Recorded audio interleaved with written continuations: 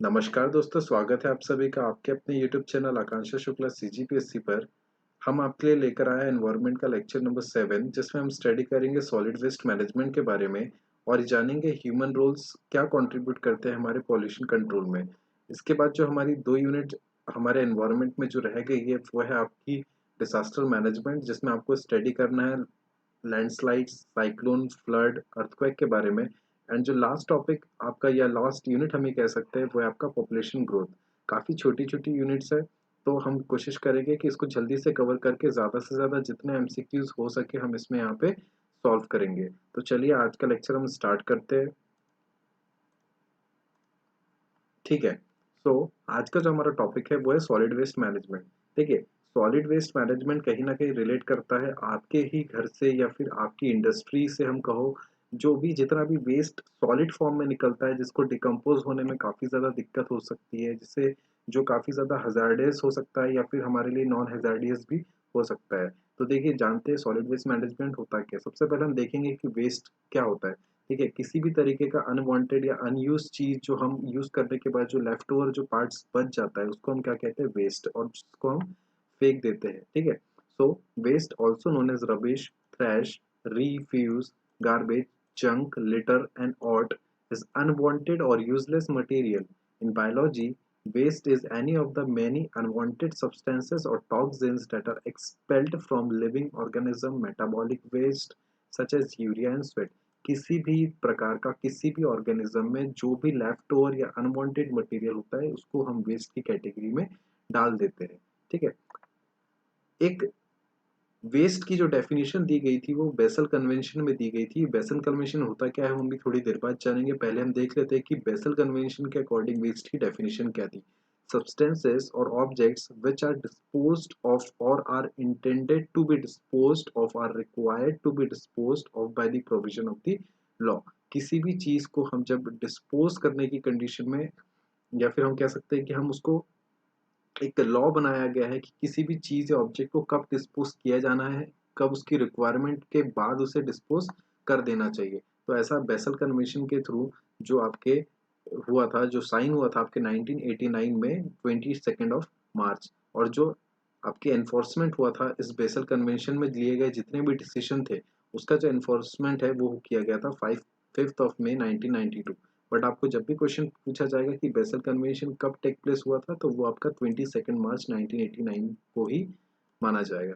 So the Basel convention on control of transboundary movements of hazardous waste and their disposal.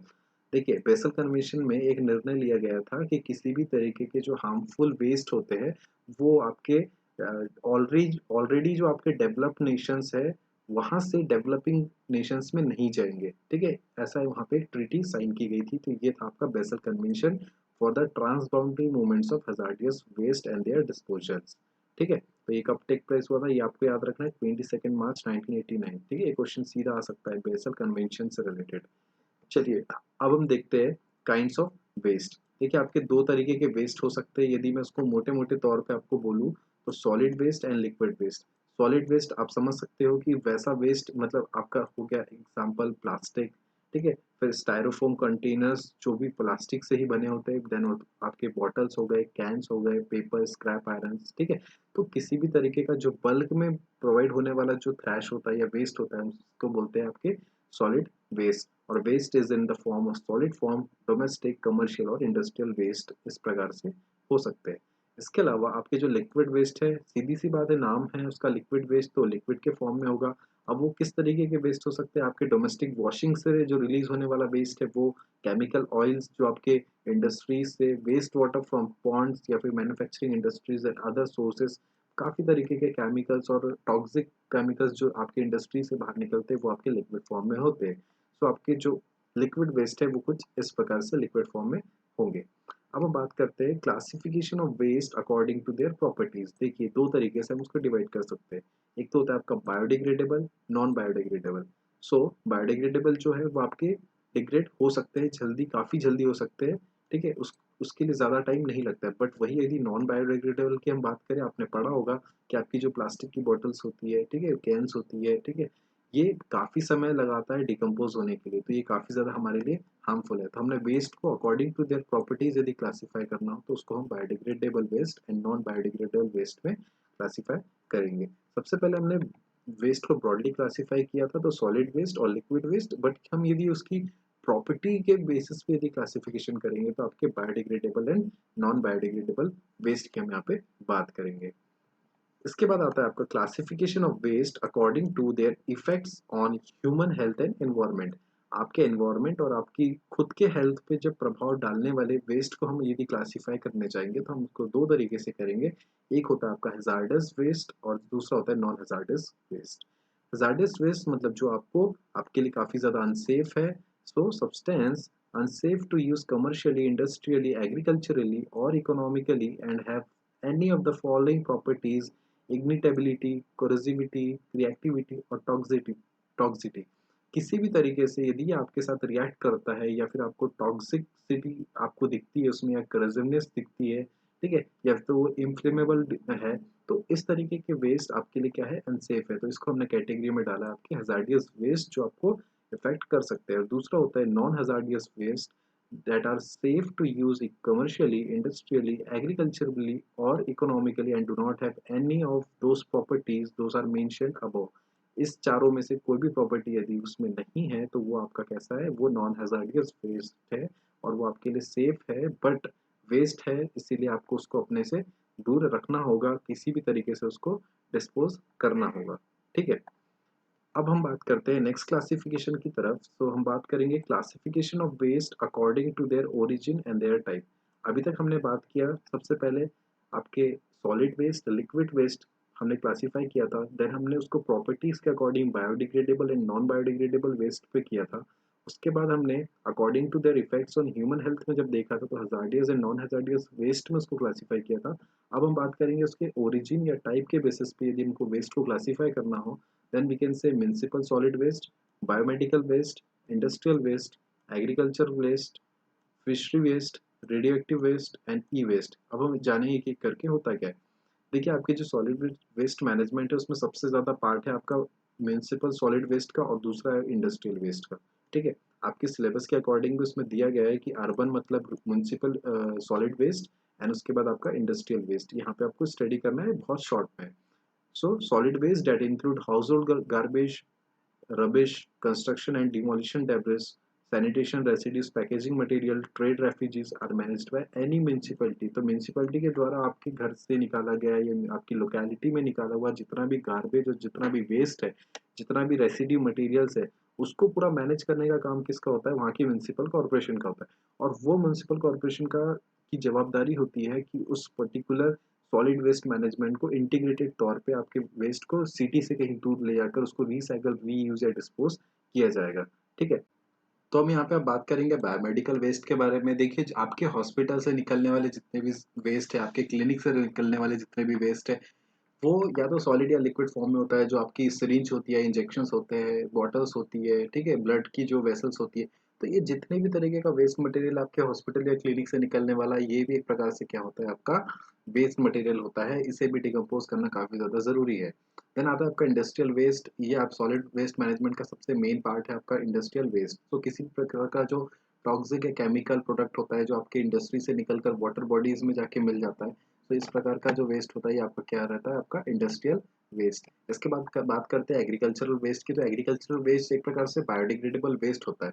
तो ये waste उतना ज़्यादा toxic नहीं होता है, लेकिन हाँ, इसे आपकी जो जितनी भी फार्मिंग एक्टिविटीज़ है इसमें कहीं ना कहीं आपका वेस्ट मटेरियल जनरेट हो सकता है।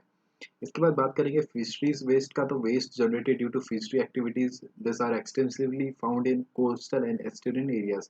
देखिए, आजकल क्या होने लगा है, फिशरमैन अपने नेचुरल तरीके से हटकर काफ़ी ज़्यादा केमिकल्स का प्रयोग करने लगे हैं मछलियों को पकड़ने के लिए। तो इस प्रकार के जो वेस्ट है आपके एक्वेटिक ऑर्गेनिजम्स को नुकसान पहुंचा सकते हैं। इसके बाद है आपका radioactive waste. Radioactive waste आपको पता होगा कि जितने भी रेडियो एक्टिव मटेरियल आपके जो न्यूक्लियर पावर प्लांट्स में जो यूज़ होते हैं बाइनरी फ्यूजन्स के दौरान, जो एटम्स को बॉम्बार्ड करने के बाद जितना भी वेस्ट मटेरियल उसके थ्रू निकलता है, वो भी कहीं ना कहीं से आपके रेडियो आइसोटोप्स होते हैं, ये आपके जो वाटर बॉडीज में मिक्सअप हो जाते हैं। तो इस वजह से भी आपका जो रेडियो एक्टिव वेस्ट है ये काफ़ी ज़्यादा हार्मफुल हो जाता है। मैंने आपको बताया था कि वाटर बॉडीज में जब मर्क्यूरी या फिर फ्लोराइड्स के मिक्सअप होने से आपको लास्ट लेक्चर में मैंने बताया था कि मिनी माता या अतई अताई जैसी बीमारी आपको हो सकती है, ठीक है। देन लास्ट आता है आपका ई वेस्ट। ई वेस्ट ये थोड़ा नया तरीके का वेस्ट है जो आजकल 21st सेंचुरी में काफ़ी ज़्यादा देखने को मिल रहा है। जितने भी आप जो डिवाइसेस यूज़ कर रहे हैं, माइक्रो चिप्स जो आप यूज़ कर रहे हैं जिसमें सिलिकॉन से बनी हुई चीज़ें, उसमें काफ़ी ज़्यादा ऐसे एलिमेंट्स यूज़ किए गए हैं जो आपके जो जब जो डिवाइस होता है वो यूज्ड अप होने के बाद जब आप उसको वेस्ट में फेंक देते हो तो वो भी प्रॉपर तरीके से क्या होना चाहिए, डिस्पोज होना काफ़ी ज़्यादा ज़रूरी है क्योंकि वो भी नुकसान पहुंचा सकते हैं। सो ये थे आपके कुछ waste according to their origin and its type. अब हम बात करते हैं कंट्रोल मेजर्स की जो हम अर्बन या इंडस्ट्रियल वेस्ट के दौरान ले सकते हैं। एक प्रोसेस है जो हम अपना सकते हैं किसी भी वेस्ट मैनेजमेंट को इंटीग्रेटेड तरीके से आपके प्रॉपर ठिकाने पे कैसे लगाया जाए। सबसे पहले आता है उसमें सोर्स रिडक्शन, सेकंड आता है आपका रिसाइकलिंग एंड थर्ड आता है आपका डिस्पोजल। ये तीन मेन कंपोनेंट है जो आपको याद रखना है आपके सॉलिड वेस्ट या इंटीग्रेटेड वेस्ट मैनेजमेंट में, ठीक है। स्टार्ट करेंगे सबसे पहले सोर्स रिडक्शन से। Source reduction is one of the fundamental ways to reduce the waste. This can be done by using less material when making a product, reuse of products on site, designing products और packaging to reduce the their quantity. देखिए इसमें ये कहना चाह रहा है कि जब कोई भी मटेरियल का प्रोडक्शन हो रहा है, जब उसकी लागत लग रही है, उसमें जितना भी मटेरियल यूज अप हो रहा है, क्यों ना हम उसी को कम से कम यूज अप करें। मतलब कि जो मटेरियल हम उसमें यूज कर रहे हैं उसको पर्टिकुलर मैन्युफैक्चरिंग करने में, तो वो जो रॉ मटेरियल है वो हम कम से कम यूज करेंगे तो वो जो प्रोडक्ट है उसकी जो एग्जिस्टिंग लाइफ स्पैन है वो भी ज़्यादा रहेगी। और जब हम इसे फेंकेंगे तो ये जो पर्टिकुलर मटेरियल है इसको डिस्पोज होने में भी काफ़ी कम समय लगेगा। इसके पैकेजिंग में ही हमें ये ध्यान रखना होगा कि हम इसमें कम से कम मटेरियल का इस्तेमाल करें। इसके बाद recycle is reusing some components of the waste that may have some economic value.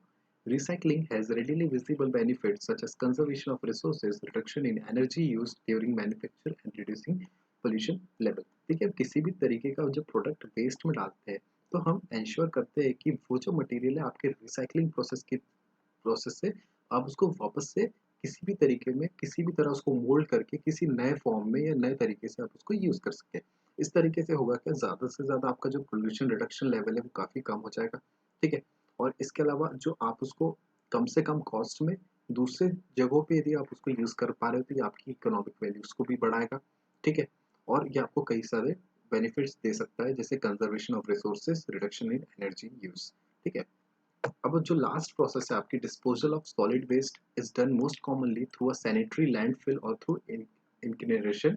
A modern sanitary landfill is depression in an impermeable soil layer that is lined with an impermeable membrane। देखिए क्या होता है, या तो आप landfill का use करिए। Landfill में क्या होता है, आप गड्ढा को आप किसी भी नॉर्मल सरफेस पे आपको उसमें क्या करना होता है, आपको उसमें आपको डिग अप करना पड़ता है। तो एक लैंडफिल तैयार होता है जिसमें काफ़ी ज़्यादा लेयर्स होती है, तो जिसको आप समय समय से क्या कर सकते हो, आप उसको अपग्रेड कर सकते हो। जैसे कि नीचे आपने किसी और तरीके का वेस्ट रखा, फिर कुछ और तरीके का, कुछ और तरीके। इससे क्या होगा कि इवनली यदि वेस्ट लैंडफिल में जाता जाएगा तो जो आपका ग्राउंड टेबल है या ग्राउंड वाटर टेबल है उसको भी ज़्यादा इफेक्ट नहीं होगा।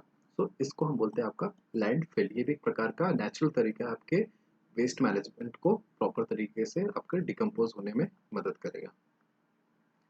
इसके बाद आता है impact of waste on health, ठीक है। क्या क्या वो इम्पैक्ट है जो आपके हेल्थ पर प्रभाव डाल सकता है वेस्ट के मदद से। सबसे पहला आता है आपका chemical poisoning through chemical inhalation. जो आप सांस लेते हैं उसमें काफ़ी तरीके की टॉक्सिक गैस भी आपकी शामिल हो सकती है, तो ये आपकी केमिकल पॉइजनिंग में आपको आपकी हेल्थ को दिक्कत दे सकता है। इसके अलावा uncollected waste can obstruct the storm water, ठीक है। जितना भी आपका जो लीकेज होता है, जितना भी चोक हो जाता है, वो आपके वेस्ट की वजह से भी हो सकता है। तो इसीलिए जो वेस्ट है उसका भी सेग्रीगेशन होना काफ़ी ज़्यादा ज़रूरी है। देन वेस्ट इसी की वजह से आपका क्या हो सकती है, फ्लड आने वाली कंडीशन हो सकती है क्योंकि रन ऑफ के दौरान आपकी जो मटेरियल है, वेस्ट मटेरियल, उसकी वजह से काफ़ी ज़्यादा चोक हो सकता है, जिसकी वजह से आपका फ्लड आने की सिचुएशन सिटीज़ में काफ़ी ज़्यादा हो जाती है। इसके अलावा लो बर्थ वेट, ये आपकी एक प्रकार से नेचुरल प्रोसेस होती है। जैसे ही आपका जब बर्थ होता है तब आपकी जो आपका वेट होता है वो काफ़ी कम होता है, मतलब आप माल न्यूट्रिशन का शिकार हो सकते हो। देन कैंसर एक बहुत बड़ी बीमारी है, तो ये भी आपको ध्यान रखना है कि वेस्ट की वजह से आपके हेल्थ पे प्रभाव डाल सकता है कैंसर बीमारी। देन आपकी न्यूरोलॉजिकल डिसीज, जितनी भी नर्व से रिलेटेड जितनी डिसीज है आपको उससे दूर रहना है, इसीलिए आपको वेस्ट को क्या करना है, आपसे दूर रखना है। देन नौशिया एंड वॉमिटिंग जैसी बीमारी, then increase in hospitalization of diabetic residents living near, तो डायबिटिक पेशेंट्स को काफ़ी ज़्यादा खतरा हो सकता है इन वेस्ट से। देन हैजार्ड वेस्ट साइट, ठीक है, आपकी जो लोकेलिटी है उसको साफ रखना है, आपको हैजार्डियस नहीं बनाना है। Then mercury toxicity from eating fish with high levels of mercury, मैंने आपको बताया था कि मर्क्यूरी से जुड़ी काफ़ी ज़्यादा ऐसी बीमारी है आपके वाटर बॉडीज में, जो एक्वेटिक ऑर्गेनिज्म या फिर आप जब उसको कंज्यूम करते हो उस ड्रिंकिंग वाटर को, तो वो आपको भी वो डिसीज होने का खतरा बढ़ सकता है। देन आता है आपका human role in pollution control. अब हम ह्यूमन क्या ऐसे रोल अदा कर सकते हैं जिससे कि पोल्यूशन कम से कम हो और पोल्यूशन कंट्रोल हो सके। तो किसी भी इंडिविजुअल को जब कोई भी चीज़ जब वो कंज्यूम करता है, तो उसको ये 4 से 5 क्वेश्चन ज़रूर पूछने चाहिए अपने आप से कि where do the things that I consume come from, कि ये आया कहाँ से। What do I know about the place where I live, जहाँ हम रह रहे हैं उसके बारे में हम क्या जानते हैं। How am I connected to the earth and other living things, what is my purpose and responsibility as a human being. तो ये 4 क्वेश्चन है जो हर किसी इंसान को अपने आप से पूछने चाहिए। ठीक है, ये बहुत ही बेसिक सी चीज़ है जो आपको क्लास 5th या 6th में पढ़ाई जाती है, लेकिन काफ़ी यूजफुल चीज़ है। चलिए, अब हम आ जाते हैं कुछ ऐसे पॉइंट्स पे जो आपकी पोल्यूशन कंट्रोल में हेल्प कर सकते हैं। सबसे ज़्यादा try to plant trees wherever you can and more importantly take care of them, they reduce air pollution. Okay, reduce the reuse of wood and paper products wherever possible. Manufacturing papers leads to pollution and loss of forest, which releases oxygen and takes up carbon dioxide. Try to recycle paper products and use recycled papers wherever possible. मतलब जो pages का आप use कर रहे हैं वो भी कहीं ना कहीं आपके फॉरेस्ट को डिस्ट्रक्ट करके बनाया जाता है। तो ये कह रहा है कि आप जो पेपर्स है उसको ज़्यादा से ज़्यादा रीयूज़ करो, ठीक है, उसको वेस्ट ना करो। Then from the mail you receive reuse as many envelopes that you can, तो जो आप एनवलप्स यूज कर रहे हो उसको कहीं ना कहीं आप उसको रीयूज करो। Do not buy furnitures door windows frame made from tropical hardwood such as teak and mahogany, they are forest based. तो जितने भी आपके फॉरेस्ट में जितने भी टिम्बर प्रोडक्ट्स हैं, फर्नीचर, डोर्स, विंडोज फ्रेम, अगर यदि वो ट्रॉपिकल हार्डवुड से बने हुए तो उसको प्लीज परचेस मत करिए। ठीक है, help restoring a degraded area near your home or join in an afforestation program, ज़्यादा से ज़्यादा पेड़ लगाइए। Use pesticide in your home only when absolutely necessary, जब बहुत ही ज़्यादा ज़रूरत तभी पेस्टिसाइड्स का यूज़ करिए। ठीक है, उसमें काफ़ी ज़्यादा ऐसी एलिमेंट्स होते हैं जो काफ़ी ज़्यादा आपके नेचर या एनवायरनमेंट को हैजार्डियस पहुंचा सकते हैं। Use them in as small amount as necessary. Some insect species help to keep a check on population of pest species. Then ज़्यादा से ज़्यादा ऑर्गेनिक फार्मिंग करिए, ठीक है, कम से कम फर्टिलाइजर यूज़ करिए, खाद का ज़्यादा, मैन्योर का ज़्यादा यूज़ करिए, यूरिया का ज़्यादा यूज़ करिए। ठीक है, एंड सो ऑटोमेटिकली क्या हो जाएगा, आपका पेस्टिसाइड्स का यूज़ कम हो जाएगा। Reduce the use of fossil fuels by either walking up a short distance, using a carpool, sharing a car, bike, or using a public transport. This reduces the air pollution. Again, जो आप ज़्यादा से ज़्यादा आप खुद अपना vehicle कम चलाइए, car pulling करिए। मतलब ये कि 4 लोग 4 व्हीकल से जा रहे हैं तो कोशिश करिए कि एक ही व्हीकल में चारों आ जाए। ठीक, बाइक शेयरिंग करिए, 2 लोग 2 बाइक यूज़ कर रहे हैं तो एक बाइक पे 2 लोग हो जाएंगे। ठीक है, और ज़्यादा से ज़्यादा पब्लिक ट्रांसपोर्ट यूज़ करिए, इससे क्या होगा, आपका एयर पोल्यूशन या वायु प्रदूषण कम होगा। Shut off the lights and fans when not needed, जब इलेक्ट्रिसिटी जो आपकी कंज्यूम होती है, ठीक है, अननेसेसरी, वो आप वहाँ पे कंज्यूम करना कम करिए। जब ज़रूरत ना हो लाइट्स और पंखे बंद कर दीजिए। Don't use aerosol spray products and commercial room air freshener, they damage the ozone layer. ठीक है, जो ओजोन लेयर है उसको नुकसान पहुंचा सकता है जो भी आपके एरोसोल स्प्रेज या आपके रूम फ्रेशनर्स है वो, तो उसका कम से कम उपयोग करिए। तो ये थे कुछ ऐसे मेजर्स जो आपको लेने चाहिए एज एन रिस्पॉन्सिबल सिटीजन, जो कि आपके पोल्यूशन कंट्रोल को कुछ हद तक कम कर सकते हैं। देन आज हमने इसमें सॉलिड वेस्ट मैनेजमेंट के बारे में स्टडी किया, जिसमें हमने आपको बताया कि वेस्ट की डेफिनेशन, वेस्ट के प्रकार, देन हमने वेसल कन्वर्शन के बारे में पढ़ा, हमने कुछ ऐसी चीज़ें पढ़ी जो आपके वेस्ट जो है उसको इम्पैक्ट पहुंचा सकते हैं आपकी हेल्थ के ऊपर। ठीक है, एंड एट लास्ट हमने कुछ ऐसे पॉइंट्स देखे जो आपके एक रिस्पॉन्सिबल ह्यूमन या एक रिस्पॉन्सिबल सिटीजन के तौर पे क्या क्या आप मेजर्स ले सकते हैं आपके पोल्यूशन कंट्रोल के लिए। यदि आपको आज का वीडियो पसंद आया तो इसे लाइक करिए, ज़्यादा से ज़्यादा शेयर करिए एंड इस पर कमेंट करके बताइए कि आपको ये कैसा लगा। इसके बाद हम अपने दो जो लास्ट के टॉपिक्स हैं आपके, फर्स्ट ऑफ ऑल जो आपका पोल्यूशन ग्रोथ है, सॉरी पॉपुलेशन ग्रोथ है वो हमें करना है। एंड जो हमारा बहुत ही छोटा सा एक टॉपिक है डिजास्टर मैनेजमेंट, जिसमें हमें स्टडी करना है cyclone, landslide, earthquake and tsunami के बारे में। तो हम मिलते हैं नेक्स्ट वीडियो में, तब तक के लिए गुड बाय।